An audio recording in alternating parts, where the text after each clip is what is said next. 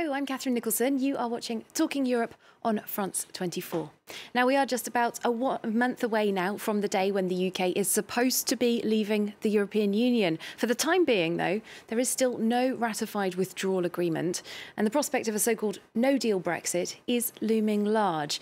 Now, you'll recall that while a majority of voters in England and Wales voted to leave the EU in 2016, the opposite was in fact true in Northern Ireland and in Scotland. Well, today we are joined by the First Minister of Scotland and leader of the Scottish National Party, Nicola Sturgeon. Thanks for being with us. You're very welcome.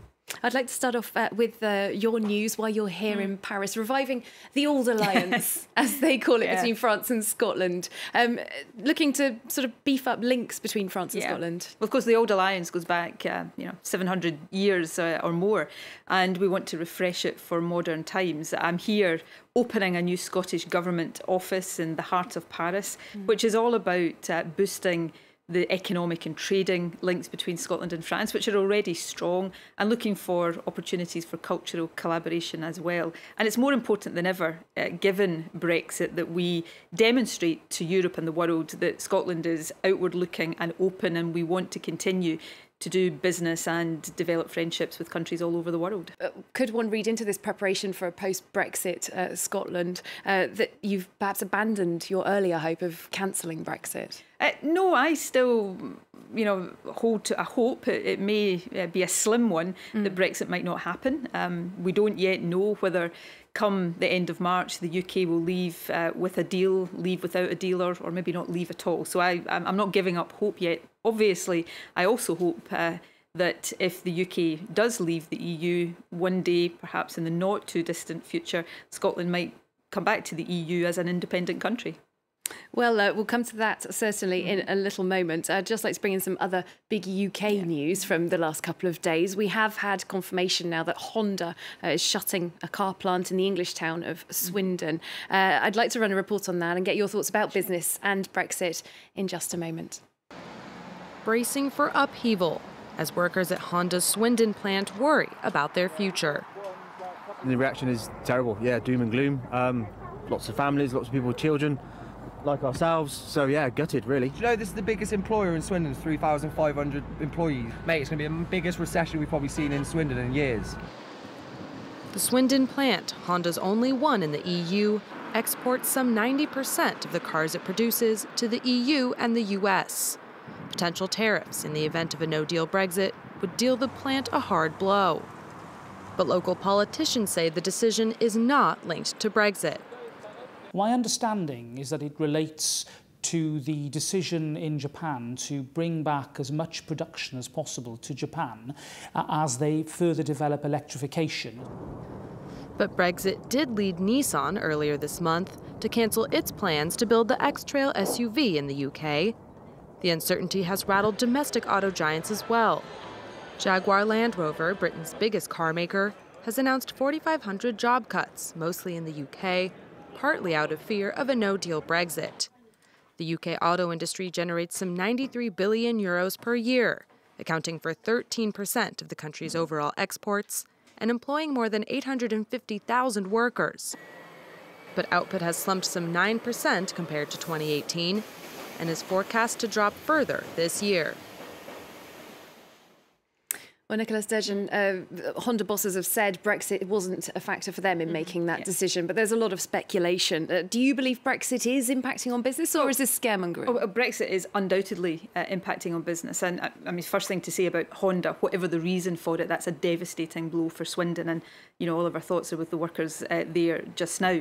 They've said it's not Brexit, it's more to do with the transition from diesel to electric cars, and they know their business better than we do. But I think it is inconceivable that when businesses right now are taking decisions, perhaps marginal decisions, that Brexit isn't a factor in them. And of course, as the piece there demonstrated, we've seen other car companies, Nissan for example, make decisions that are much more explicitly based on Brexit. So there's no doubt about it that Brexit is having a negative impact on the economy in the UK.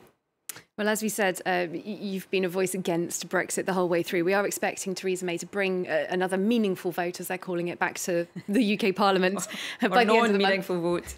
Well, yeah, exactly. The timetable not yet clear. With time now this short before March the 29th, how will you be instructing your SNP MPs? Will you say to them, look, back the deal rather than have a no-deal disaster? Well, the deal is a bad deal. I mean, just to sort of illustrate that, the deal and the political declaration that goes with it would take the UK out of the European Union, out of the single market, out of the customs union, and provide no clarity about the relationship that will be forged between the UK and the EU in the future. That is not a good deal, so SNP MPs will not vote for that. What if the alternative is a no deal? Well, we shouldn't. The House of Commons should not allow that position to arise. That's a bit like asking people to choose the fire or the frying pan. And I laughed when you described the vote in the House of Commons as a meaningful vote. The irony of that is that Theresa May calls these meaningful votes and then completely ignores them when they don't go her way. So they're not meaningful at all. Her deal has been rejected. Now she should be changing her approach. Given the time, the first thing she should be doing is requesting an extension to the Article 50 process. My preference then would be for the issue to go back to the people in another referendum, because people have so much more information now than they did 2.5 years ago. But at the very least, she needs to remove the negotiating red lines that are constraining the position she's in so dreadfully and creating the problems that she's now encountering. Well, in terms of extending Article 50, there are issues with that. There's the timetable of the European Parliament elections, construction of the new Commission. If you're in favour of an extension, for how long? Well, that would require to be negotiated with the European Union. I mean, I absolutely candidly concede that it's not something the UK can do unilaterally, but they can't get into that discussion until they ask for it, and so that's got to be the first step. Would you think the 3 months, for example, would be enough? Well, I think that's related to what is the purpose of the extension. If I was on the EU side of these negotiations, I'd want to know how long, but also what's it for. And the what's it for might then dictate the timescale. My view is that it should be to facilitate another referendum, which I think would take longer than 3 months.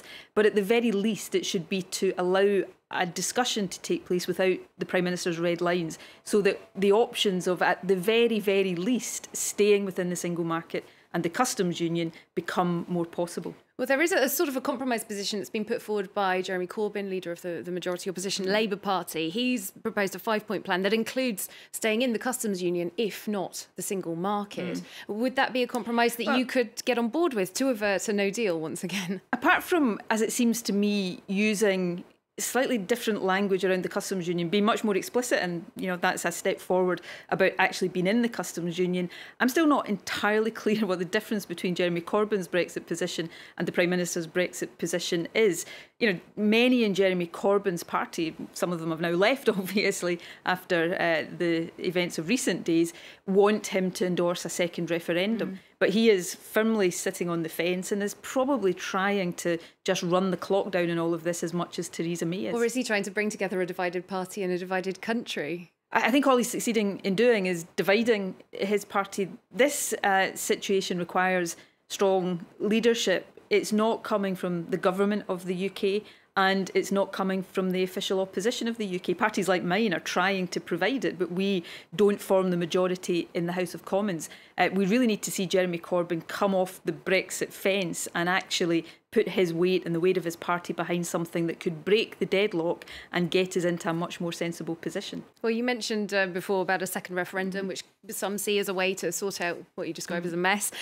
However, the campaign seems to have lost momentum, and in terms of polling, it doesn't look like there's been a huge amount of movement. If it came back and the result was the same, or even 52-48, but the other way round, that wouldn't actually resolve anything, would it? Well, look, I don't pretend there's a perfect way forward here. I'm not complacent about if there is another referendum, the result inevitably being different. As it happens, I think if there was another referendum on the question of EU membership in the UK tomorrow, I think it would be a Remain vote. But you're absolutely right, possibly a narrow Remain vote. The onus would be on those of us who believe that the best future for the UK is in the EU, arguing for change within it if that's what it thinks is necessary, to make that case convincingly. So, is there a guarantee of success in that? Of course not. But it's better than simply continuing to drive towards a cliff edge that we know is going to be disastrous. If it gives us any opportunity of changing our minds, I think it's one we should grasp.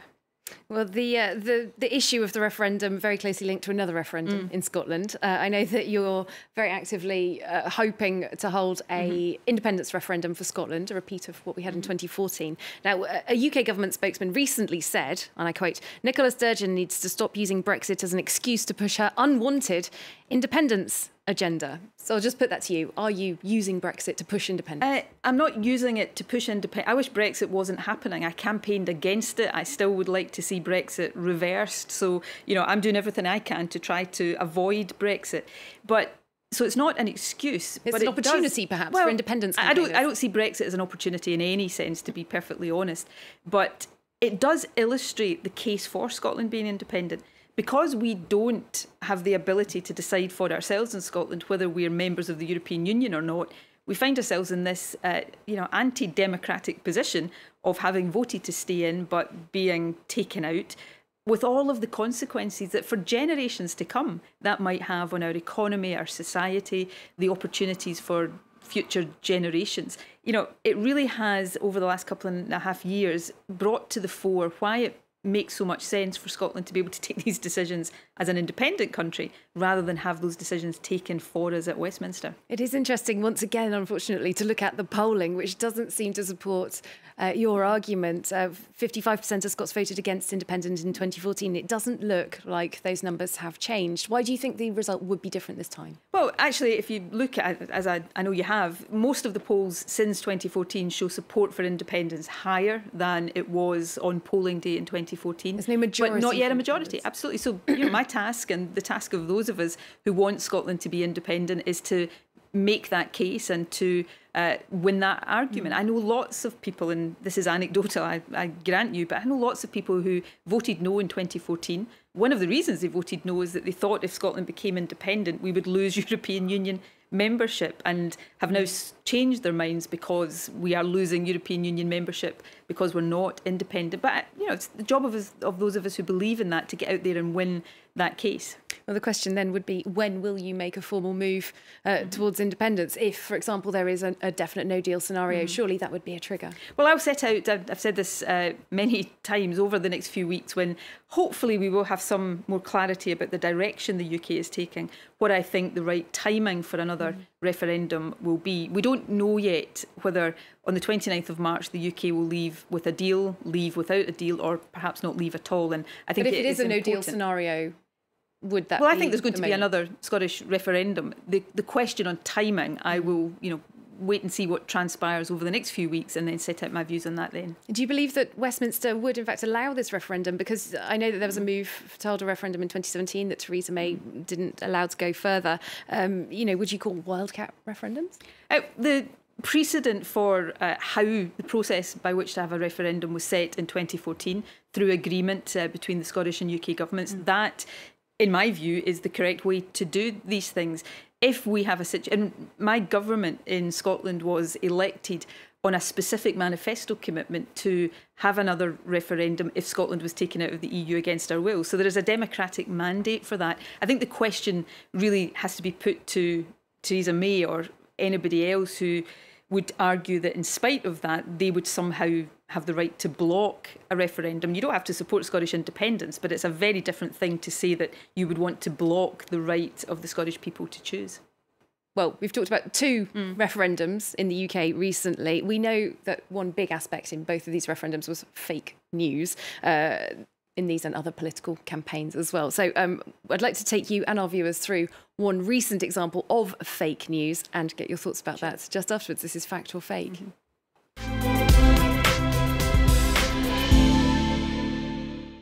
Well, this Fact or Fake is about a supposed secret that wasn't, in fact, ever a secret at all. On February 17th, the British tabloid The Sun on Sunday claimed to have uncovered a, quote, secret EU plan to avert chaos if the UK leaves the bloc on a no-deal basis. The paper describes European Commission plans of how road and air traffic would be able to keep flowing between the UK and the continent until the end of this year, as long as the UK ensures reciprocal agreements on its side. Well, The Sun on Sunday describes this as key documents quietly slipped out by Brussels. The UK's former Brexit Minister Dominic Raab then tweeted the story himself, hailing it as a welcome offer from the EU Commission and asking, why so little coverage?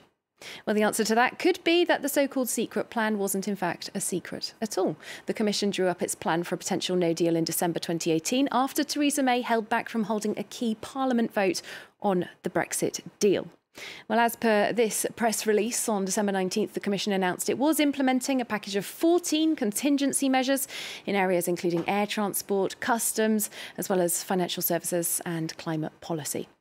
Well, the Commission's press officer for Brexit, Daniel Ferry, replied to Dominic Raab's tweet with links to these documents. In his words, the plans were neither secret nor new.